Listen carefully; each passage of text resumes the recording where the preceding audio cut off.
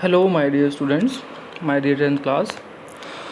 Yesterday we talked about the liberal nationalism, and we also learn second topic, custom union, Zollverein, and the changes in currency and the others. Okay, the new topic is a new conservatism after 1815. You have to first understand the meaning of the words and then summarise a theory. मतलब आप कोशिश ये करो कि जब आप कोई heading पढ़ लेते हो, उसका मीनिंग समझ लेते हैं, तो आप उसके अंदर का जो भी मटेरियल दिया हुआ है उसको एक बार समराइज़ करें, उसको एक बार ध्यान रखें कि अब हम किस चीज़ के बारे में पढ़ने जा रहे हैं। क्योंकि जो चीज़ें नहीं होती हैं, हमें मेमोराइज़ करने के बाद वो चीज़ें बेहतर समझ में आ जाती हैं। तो कंज़र्वेटिज़म को हम कल समझा रहे थे आपको कि एक ऐसी पॉलिटिकल फ़िलॉसफी है।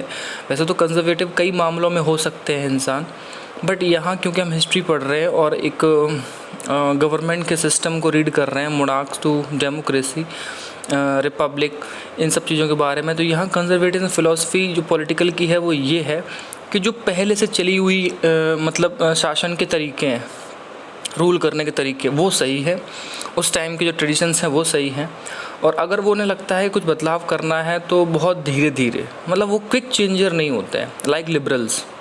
ओके, और मैं आपको कई तरह से एग्जांपल समझाने की कोशिश भी की थी, चाहे आप वो किसी भी मामले में देख लें, गर्ल्स एजुकेशन के मामले में देखें, गर्ल्स जेंडर इक्वलिटी के बारे में बात कर लें आप, और मैनी मोर जो कि इंडिया में आज भी एग्जिस्ट है, और इंडिया के मामले में बात करेंगे तो आपको कंजर्वेटिज्म प्रॉपरली समझ में आता ही होगा। ठीक है, इसे स्टार्ट करते हैं हम लोग। तो क्या था, ज़रा एक बार गौर करें इस पर। Following the defeat of Napoleon 1815, मैंने आपको बताया था कि ये एक अपने आप में एक 1 मार्क्स टाइप क्वेश्चन है कि नेपोलियन की डिफीट 1815 में हुई थी बेटा, वाटरलू के वॉर में। आई थिंक जो इस पेज के साइड से उधर ऊपर एक टेबल दी हुई है ना, ईयर वाइज, वहाँ पे ये दिया हुआ है। European government were driven by spirit of conservatism.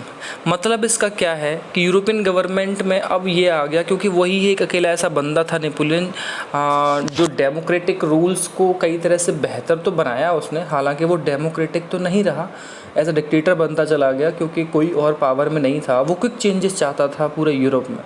उसने मोस्ट ऑफ द यूरोप के पावरफुल कंट्रीज़ को जीत के अपने रूलिंग उसमें रखा था, रूलिंग हैंड में। तो अब बात ये होती है कि जब वो चला गया, उसकी डेथ हो गई, तो जो कंजर्वेटिव लोग हैं वो अपने ऑर्डर में फिर से आने की कोशिश कर रहे हैं, और ये इस तरह की भावना, जो स्पिरिट है, वो पूरे यूरोप में आ रही है। ओके, कंजर्वेटिज्म बिलीव्ड द स्टेबलिज्ड, पहले से बनी हुई चीज़ें, पहले से बनाए चर्च के नियम हों, चाहे मंदिरों के नियम हों, मस्जिद के नियम हों, ये हर फिलॉसफी की बात है। चाहे ट्रेडिशनल इंस्टीट्यूट हैं स्टेट के, मतलब जैसे मान लीजिए, मैंने आपको शायद शुरुआत में पढ़ाया भी था, शायद आपको याद हो, कैंटन्स, डचीज़, याद है? तो वो जो फिलॉसफी वहाँ थी, वो फ्यूडल सिस्टम को सही मानते थे, वो सर्फडम को सही मानते थे। तो दीज और वो based privileges based on birth, जन्मजात जो किसी को मिला हुआ है कि वो एक एलिट क्लास का है, भले ही उसने कर्म किया हो, मेहनत ना की हो, वो उन सब चीज़ों को मानता रखते हैं। इंडिया में भी तो यही चीज़ें एग्जिस्ट करती है आज भी। भाई यहाँ पे बहुत से राजपूत कहते हैं कि हम में राजपूतों का खून है, तो मुझे तो नहीं लगता उनमें राजपूतों का खून है। मतलब मैं एक बात कह रहा हूँ, अगर आप में वाकई कुछ खून है ऐसा, तो आप वो कंट्री के लिए उस तरह लड़िए जो कि उस टाइम पे लोग लड़ा करते थे। महाराणा लड़े हों, राणा कुंभा लड़े हों, मैनी मोर, जो कि जातिवाद पे इतना वो यकीन रखते हैं। बहुत से लोग ब्राह्मण हैं, वो कहते हैं कि हम ब्राह्मण वंश के हैं, हम ये हैं, हम चतुर्वेदी हैं, फलाना है। तो मैं उनसे कहना चाहूँगा कि आप इस टाइम इंडिया को ज़रूरत है आपके ज्ञान की, आप अपने फील्ड में अच्छा चमत्कार कीजिए और सामने आइए ना, इंडिया से उन बुराइयों को दूर करने में मदद कीजिए। क्यों नहीं करते हैं ऐसे लोग? जाति भेदभाव को इतना क्यों बढ़ाते हैं? तो वही बात आ गई कि आप कहना तो कुछ और चाहते हैं, बट अंदर से ऐसे नहीं। मैं जाति मैं इंटरकास्ट मैरिज को मतलब नहीं मानता, मैं मानता हूँ दोनों ही लोग हैं, दोनों टाइप के लोग हैं, लेकिन हकीकत से वास्ता हो तो बहुत सारे लोग पीछे हट जाते हैं। तो बहुत ओपन और बहुत ही लिबरल सोच रखना और उसको एक्चुअल में लागू करना, दोनों में डिफरेंस होता है। और फ्रांस में, यूरोप में बेटा वो लागू हो रहा है, वहाँ बातें नहीं हो रही हैं सिर्फ। ठीक है, चाहे सोसाइटी कोई भी बात हो, चाहे मोनार्की हो, राजशाही हो, चर्च हो, सोशल हिरार्की हो, जिसकी मैं बात कर रहा था कि लोगों को 3 एस्टेट में बांटो, हम राजा थे राजा ही रहेंगे, ये घास चराने वाले हैं घास ही चराएंगे ज़िंदगी भर, कुछ इस तरह की थ्योरीज, ये वो कंजर्वेटिज्म होता है। प्रॉपर्टी हो, फैमिली हो, राइट टू वोट वाली बात हो, कैसी बात हो, ये तो नेपोलियन ने सिविल कोड में आके चेंजेस कर दिए थे ना बेटा, उन्होंने राइट दे दिए थे बहुत सारे, तो वो उन सब को बने रहना चाहिए, शुड बी प्रिजर्व्ड। ये होती है कंजर्वेटिज्म की थ्योरी, उनकी thinking. Most conservative however did not propose to return a society of pre revolutionary day. ज़्यादातर कंजर्वेटिज्म को लगता था कि उन्हें नहीं चाहिए वो मतलब रिवोल्यूशनरी के पहले के टाइम के दिन और वो समय नहीं चाहिए, क्योंकि वो कोई नहीं पसंद करता था। Rather they realise from the changes initiated by Napoleon. हाँ, ये चीज़ ज़रूर थी कि नेपोलियन ने चेंज किए थे सोसाइटी में, बहुत से लोगों को जिसमें थर्ड एस्टेट और ऐसे टाइप के लोग थे पूरे यूरोप में, उनको फ़ायदा मिला। तो कंजर्वेटिव ये सोच रहे थे एक काम करेंगे, इनको तो ये राइट दे देंगे, बाकी लेकिन मोनार्की को वापस लेके आओ। Then modernisation could effect strengthen traditionalism like the monarchy. और उनको ही क्या लगता था, ये भी चीज़ थी कि ये जो चेंजेस इतने मॉडर्नाइजेशन हुआ है, मॉडर्नाइजेशन मतलब कुछ नई चीज़ें आई हैं जो कि इनिशिएट किसने की हैं, नेपोलियन ने, उससे ये सारी चीज़ें मजबूत होती हैं हमेशा, ऐसा उनको लगता था बहुत सारे कंजर्वेटिज्म को। क्योंकि उनका ये मानना था एक काम करते हैं कि जो उसने चेंज किए हैं उनको हम एक्सेप्ट कर लेते हैं और बाकी चीज़ों को अपने तरीके से चलने देते हैं। It could make state power more effective and strong. इससे हमारी स्टेट की जो पावर होगी वो बहुत ही असरदार होगी, बहुत मजबूत होगी। A modern army and efficient bureaucracy, वो अब इस बात पे जोर दे रहे हैं कि अब एक मॉडर्न आर्मी हो। हालांकि नेपोलियन के टाइम से ये सब चीज़ें होने ही लगी थी स्टूडेंट्स, नेपोलियन के टाइम पे सारी चीज़ें ज़बरदस्त थी, तभी उसने इतने लंबे टाइम तक कई वक्त तक रूल किया पूरे यूरोप पे। ब्यूरोक्रेसी को आप समझ लें बेटा, ब्यूरोक्रेसी अफसरशाही होती है, जो आपके इंडिया में IAS IPS वगैरह SSP PC जैसे सारे लोग होते हैं। डायनामिक इकोनॉमी, एक बहुत ही मजबूत हमारी अर्थव्यवस्था हो। द एबोलिशन ऑफ फ्यूडलिज्म, और वो इस चीज़ का ना, ये जो चीज़ें आप देख रहे हैं ये सब नेपोलियन ने चेंजेस किए थे, और इन चेंजेस को कहीं ना कहीं कंजर्वेटिज्म फॉलो करने की सोच रहे हैं, ताकि हमारा जो सिस्टम है वो वापस आ जाए, हमारा जो हिरार्किकल ऑर्डर है, हमारी जो सोसाइटी की पुरानी स्टेटस है वो वापस आ जाए। And serfdom could strengthen the autocratic monarchies of Europe. और इस तरह से उन्हें लगता था कि हम फ्यूडलिज्म को, सर्वडम को, इन सब को मजबूत कर सकते हैं। मतलब उनका ये सिर्फ मानना ज़रूर था कि ट्रेडिशनल वैल्यूज़ को मजबूत ज़रूर कीजिए और हम लोग मॉडर्न ले आएंगे। आप एक बात बताइए, आप जब ट्रेडिशनल चीज़ों को फॉलो भी करना चाहेंगे, उनको इफेक्टिव बनाना चाहेंगे, कुछ नई चीज़ इंट्रोड्यूस करेंगे और आप कहेंगे कि हम इसमें मोनार्की को ला रहे हैं, तो आपको एक बार को शक नहीं होगा कि ऐसे कैसे हो सकता है। आप सोच के देखिए, इस तरह से कुछ सोच के देखिए कि अभी मोदी जी ने कुछ दिन पहले कैबिनेट में बहुत सारे मिनिस्टर्स को चेंज किया, उसमें OBC SC ST ये सब इनकी बहुत भरमार हो गई। भाई ऐसा क्यों किया उन्होंने?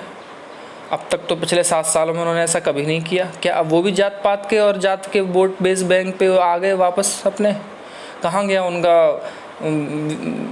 मेक इन इंडिया, फलाना इंडिया प्रोग्राम, जिससे कि वो कहते थे इंडिया को मजबूत बनाएंगे, अच्छे दिन आएंगे। तो इस तरह जातिवाद की राजनीति तो नहीं है, हम एक्सेप्ट करते हैं, आप भी नहीं करते हैं। बात वही है कि मोदी जी के मॉडर्न थॉट्स हैं, बट वो उसी रास्ते पर जा रहे हैं जैसा पहले पार्टियां क्या करती थी, तो कम से कम वो खुल के तो करती थी। आप क्यों ऐसा करने लगे? फिर उसमें एक चीज़ आई कि अब क्योंकि हर जगह पे अपनी अलग अलग समस्याएं हैं, तो समस्याओं को भी पता नहीं सरकार अच्छे से देख पा रही कि नहीं देख पा रही, फेलियर है तो उनको हटा दिया गया। फेलियर तो हर किसी का है इसमें, तो सबको हटाओ, कुछ ही मंत्रियों को क्यों हटाया गया? तो ये इस तरह की चीज़ें होती हैं स्टूडेंट्स, ठीक है।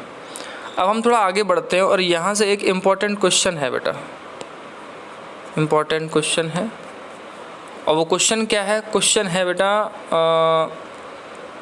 1815 वियना कांग्रेस, वियना की 1815 की कांग्रेस, और इसे ट्रीटी ऑफ वियना भी कहते हैं। अभी इसमें आगे आएगा, लेकिन मैं तो आपको एक बैकग्राउंड दे रहा हूँ। ट्रीटी ऑफ वियना, ठीक, स्टार्ट करते हैं। इन 1815 representative of the European powers Britain, Russia, Prussia and Austria. ऐसा क्यों कहा गया है कि बेटा यही पावर है, रिप्रेजेंटेटिव है? क्योंकि एक्चुअल में उस टाइम यही सब पावरफुल ज़्यादा थे 1815 के टाइम पे, ठीक है। Who had collectively defeated Napoleon, इन सब ने मिल के नेपोलियन को हराया था, इतने सारे लोगों की आर्मी ने, इतने सारे लोगों के पावर ने, ठीक। Met at Vienna to draw up a settlement for Europe, ये लोग दोबारा से वियना में मिले। वियना जो आज ऑस्ट्रिया की कैपिटल है, ऑस्ट्रिया जो कि यूरोप में है, ऑस्ट्रेलिया फार पैसिफिक ओशन की तरफ है, ध्यान रखें आप, फिजी आइलैंड की तरफ। तो उस सेटलमेंट का मतलब क्या था स्टूडेंट? सेटलमेंट का मतलब ये है कि जो ये नेपोलियन ने बहुत सारे चेंजेस किए, नेपोलियन ने बहुत सारा अपने सिस्टम के अकॉर्डिंग बनाया, अब हम अपने तरीके से दोबारा से करेंगे, मोनार्की को वापस लाएंगे और ये डेमोक्रेटिक और ये राइट्स की बातें ख़त्म करेंगे, ठीक। तो और क्या हुआ? The Congress was hosted by the Austrian chancellor Duke Metternich. ये 1 मार्क्स क्वेश्चन है बेटा यहाँ से, कि जो वियना कांग्रेस थी उसको होस्ट किसने किया? तो होस्ट किया था Austrian chancellor Duke Metternich. Chancellor एक तरह से बेटा वहाँ का चीफ पोस्ट होता है, जैसे हमारे यहाँ पीएम होते हैं, प्रेसिडेंट होते हैं, कई जगह इस तरह से पद होते हैं, कहीं कहीं राष्ट्रपति होता है, पीएम नहीं होता है। तो लाइक दैट ऑस्ट्रिया में जो चांसलर है, जर्मनी में आज भी चांसलर होता है बेटा। तो ऐसे ही उस टाइम सबसे मोस्ट पावरफुल जो पर्सन है, चांसलर है, वो ड्यूक मेटरनिक है। उसने इसको होस्ट किया था, इस मीटिंग को। जो डेलीगेट्स थे ब्रिटेन, रशिया, प्रशिया वगैरह, उनके बारे में आगे क्या है? Drew of the treaty of Vienna, यही है वो क्वेश्चन, ट्रीटी ऑफ वियना। उन्होंने इस ट्रीटी ऑफ वियना को ड्रॉप किया, बनाया।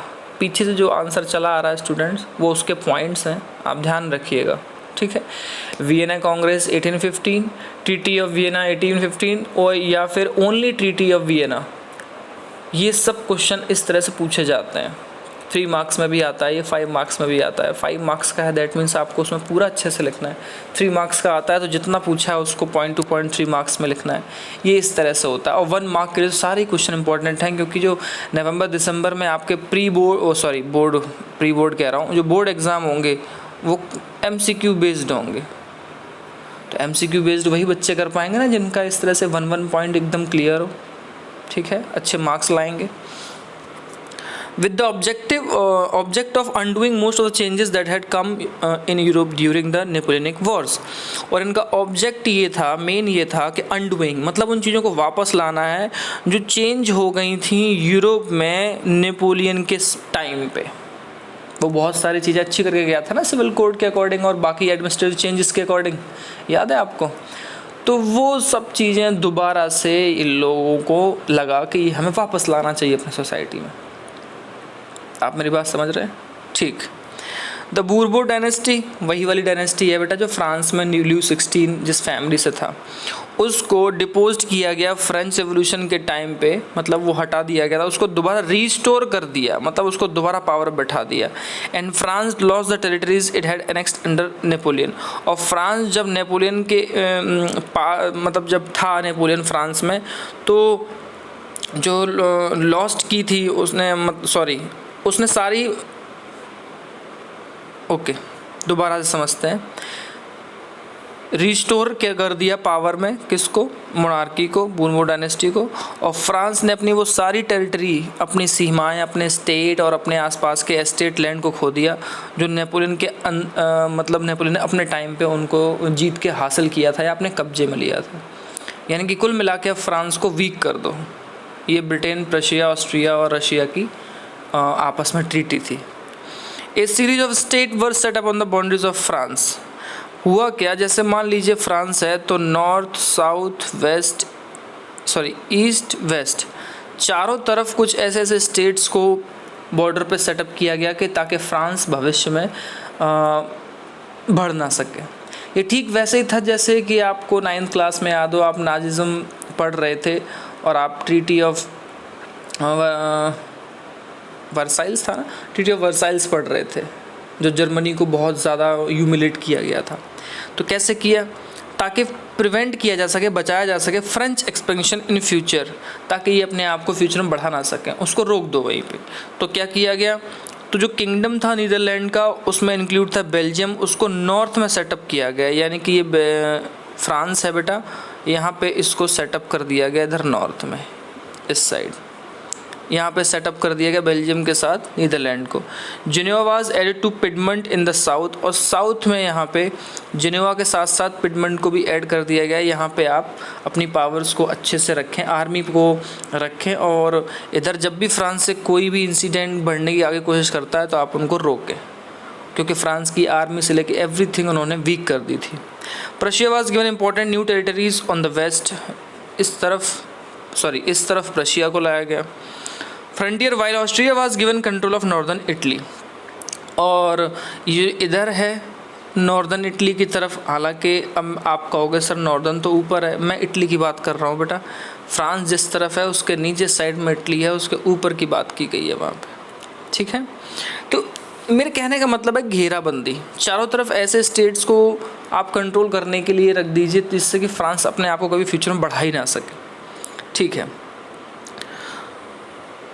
But the German confrontation of 39 state that had been set up by Napoleon was left untouched.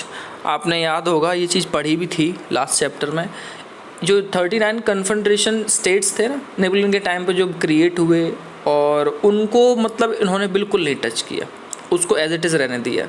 उसका रीज़न आप ये कह सकते हैं कि प्रशिया की वजह से। और वो क्यों, वो आप जब आगे चैप्टर आएंगे तो आप समझेंगे कि प्रशिया क्या रोल था कि, और वहाँ के जो चीफ थे उनका क्या रोल था कि जर्मनी का यूनिफिकेशन हुआ।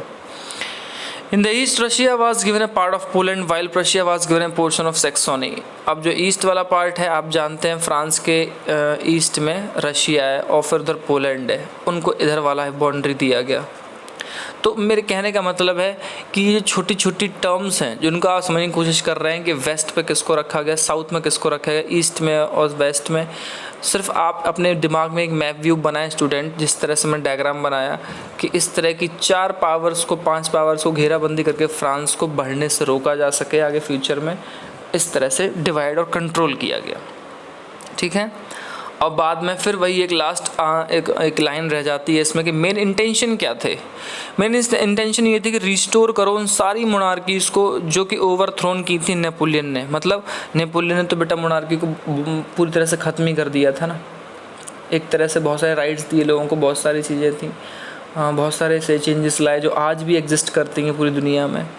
And create a new conservatism order in Europe, और नया कंजर्वेटिज्म ऑर्डर लाओ, जैसा कि हम सब चाहते हैं कि मोनार्की ही बेस्ट है, और सारी चीज़ें उसके साइड में जो उसके इंस्टीट्यूशंस हैं, जो चर्च हैं, जो सोशल हिरार्की है, ये सारी चीज़ों को दोबारा इस्टेब्लिश किया जाए, क्योंकि हम वही थे, हमें वही पसंद है, ये वो वाली बात होती है। तो मेन इंटेंशन क्या था ट्रीटी ऑफ वियना का, कि आप उन सब कंजर्वेटिज्म ऑर्डर को दोबारा से रिस्टोर करो जो कि नेपोलियन के टाइम पे हट गया था। तो ये एक बहुत बेहतरीन टॉपिक है स्टूडेंट्स, बहुत ही धीरे धीरे जब मैं आपको इसलिए लेके चल रहा हूँ। एक तो ये वर्ल्ड हिस्ट्री है, आपके लिए बिल्कुल नया है, बहुत सारे नए वर्ड्स आ रहे हैं, बहुत सारी ऐसी चीज़ें आती हैं जिसको मुझे एक्सप्लेन करना होता है ताकि आप तक वो अच्छे से पहुँच सके। इसलिए 1 by 1 liner to the point, 1 by 1 word, कोई भी हार्ड वर्ड आए उसको एक्सप्लेन करना। फिर आप भी अपने नोट्स को जब प्रिपेयर करते हैं तो आप कोशिश करें कि जब भी आप क्लास लें तो आप बाद में जब भी क्लास लें तो आपको समझ में ना आए तो आप पूछ लें, और उसके बाद अगर आपको कोई प्रॉब्लम होती है तो आप फिर दोबारा से पूछ लें, पर्सनली मुझे कॉल या मैसेज कर लें, ठीक है। फिर इसमें एक चीज़ ये आती है स्टूडेंट्स कि जब कंजर्वेटिव रेजिम सेटअप हो गए 1815 में, वो ऑटोक्रेटिक थे। ऑटोक्रेटिक का एक सिंपल भाषा में मतलब समझ लीजिए आप, निरंकुश, जिस पे किसी का अंकुश ना हो, जिस पे किसी का जोर ना चले, यानी वो अपने आप में इतने अनलिमिटेड पावर होते हैं कि उनको रोकने वाला कोई नहीं होता है। ऑटो, समझ गए आप। They did not tolerate criticism, वो आलोचना नहीं झेल सकते थे। आप उनसे ये भी नहीं कह सकते हो मुगल फौजदार, अरे आप तो हंस ही नहीं रहे हो, अगर इतना कह दिया तो मुगल फौजदार ने आपको जेल में डाल दिया।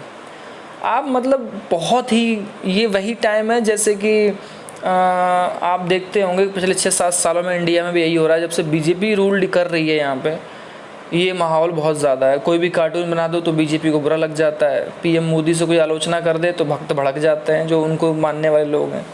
ऐसे तो पहले नहीं होता था। डिसेंट हैं बहुत ज़्यादा मतलब एक होता है ना घबराया हुआ लेकिन बहुत गुस्सैल इंसान। एंड सॉट टू कव एक्टिविटीज़, बहुत सारी एक्टिविटीज़ को तोड़ना मरोड़ना।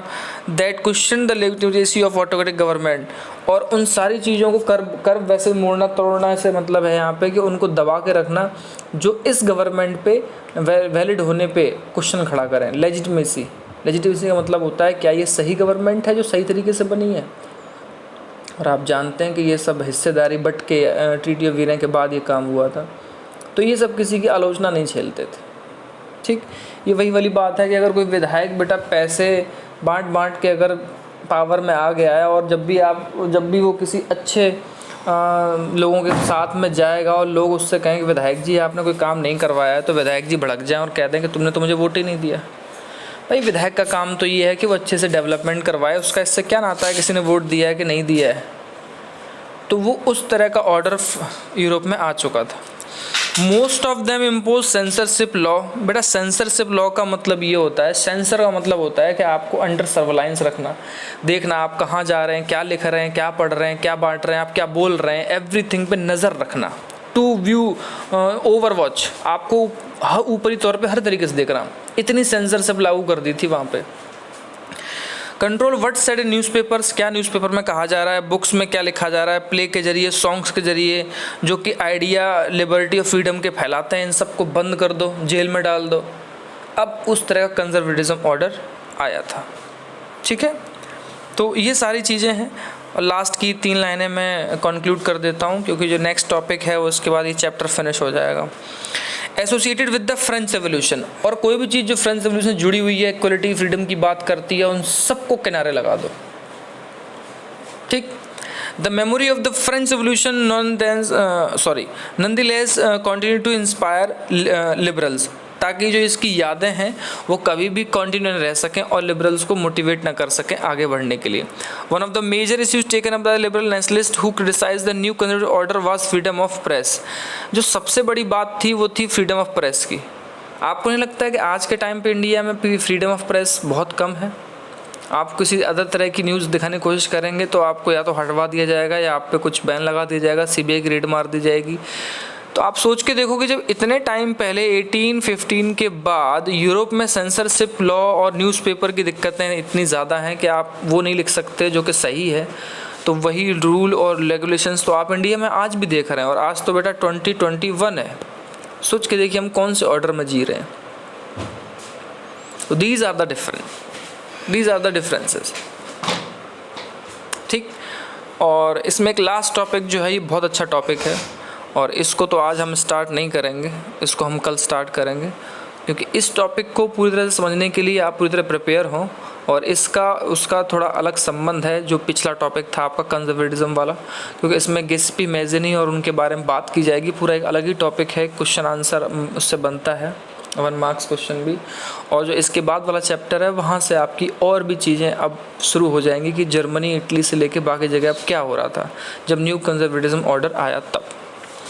Okay class, thank you, have a nice day.